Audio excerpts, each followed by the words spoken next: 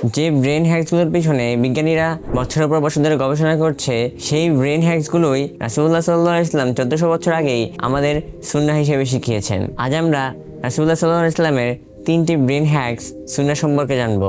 তবে সেই অভ্যাসটা গেম চেঞ্জার। আমরা বিকেলের ঘুম কাটাতে বা বিকেলের ক্লান্তি কাটাতে কাপের পর কাপ চা কফি খেয়ে যাই, অথচ ছোট একটা সুন্নাহ মিনিটেই আমাদের ক্লান্তি দূর করে দেয়।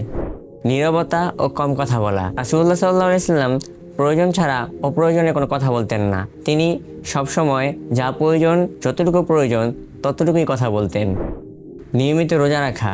রাসূলুল্লাহ সাল্লাল্লাহু আলাইহি ওয়াসাল্লাম প্রতি সোমবার এবং বৃহস্পতিবার রোজা রাখতেন। পেট খালি থাকলে ব্রেনে BDNF নামে একটি প্রোটিন তৈরি হয়, যা আমাদের মস্তিষ্কের অনেক গুণ ক্ষমতা বৃদ্ধি করে। এবং সর্বশেষ হলো কাইলুলা বা পাওয়ার নেপ। রাসূলুল্লাহ সাল্লাল্লাহু আলাইহি ওয়াসাল্লাম প্রতিদিন জোহর নামাজের পরে 10 থেকে 20 মিনিট একটি পাওয়ার নেপ নিতেন। এটি ব্রেনের ক্লান্তি কমায় এবং বিকেলের হারিয়ে যাওয়া এনার্জি ফিরিয়ে আনে। আসলে সুন্নাহর এই অভ্যাসগুলো শুধু আত্মিক শান্তির জন্য না, এগুলো আমাদের ব্রেন এবং মেন্টাল হেলথকে অনেক বেশি শার্প রাখে। এই তিনটার মধ্যে কোনটা আপনার জীবনে এখন আছে তা কমেন্ট করে জানাতে পারেন।